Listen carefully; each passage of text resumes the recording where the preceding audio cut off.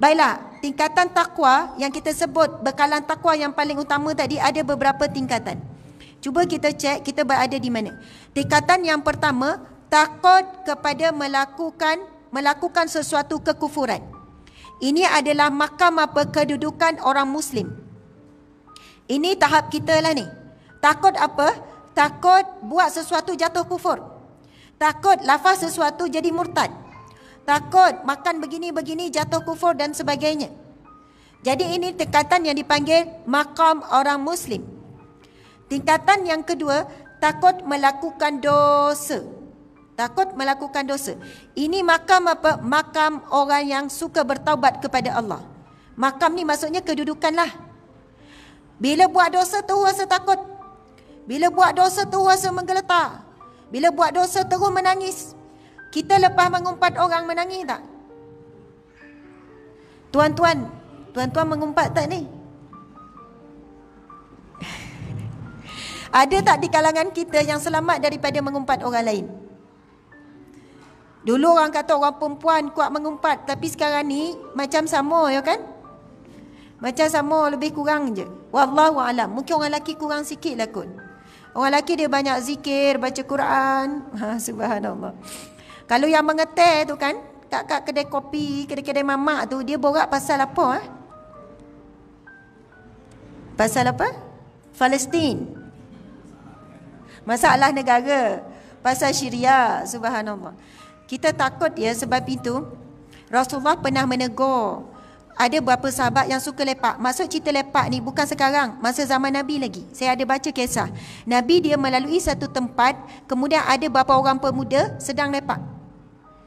Kemudian Rasulullah menegur, ini tempatnya kamu melakukan banyak kesilapan.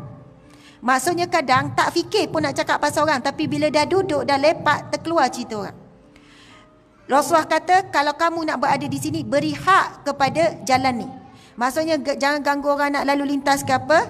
Kemudian antara hak tempat ini adalah kamu perlu berkata-kata yang baik, jangan berkata tentang orang dan sebagainya. Sebenarnya, kan bumi Allah ni, tanah ni, dia kan makhluk Allah.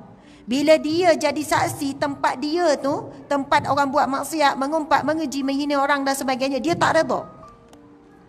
Kalau kita baca satu hadis Nabi SAW tentang alam kubur, kalau dalam hadis 40 hadis, bukan hadis 40 Imam Nawawi, 40 hadis penawar hati kitab tu, diceritakan apabila jenazah orang yang baik, orang yang soleh dibawa ke kubur, kemudian ditanam, lalu kubur berkata-kata, engkau adalah orang yang aku cintai, yang berjalan di atasku selama ini, yang aku tak sabar untuk bertemu.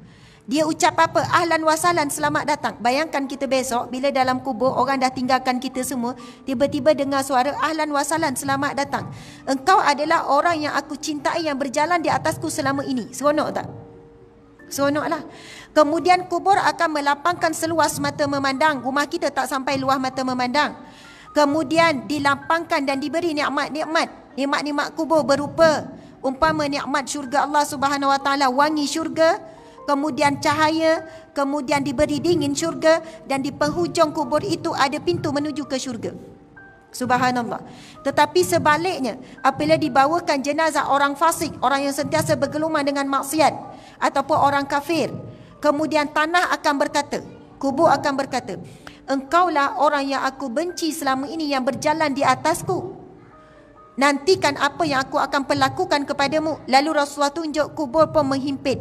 Umpama seperti, maksudnya Nabi kata menghimpit tulang rusuk tu berselisih. Lalu Allah mengutuskan 70 ekor ular yang berbisa. Sekiranya seekor ular melepaskan bisanya ke bumi, maka matilah seluruh makhluk. Na'udzubillah min zalik. Nak sebutnya kita ni insya-Allah, kalau kita orang yang soleh, bila kita berjalan di atas tanah, tanah memuji-muji kita. Tanah mencintai dan menyatakan rasa cinta kepada kita. Tapi kita tak boleh dengar, sehingga kita mati esok barulah tanah itu akan bercakap. Tapi sekiranya kita orang yang fasik, orang yang selalu dengan maksiat, na'udzubillah min zalik, tanah itu sangat benci kita memijaknya. Na'udzubillah min zalik. Mudah-mudahan kita golongan yang pertama.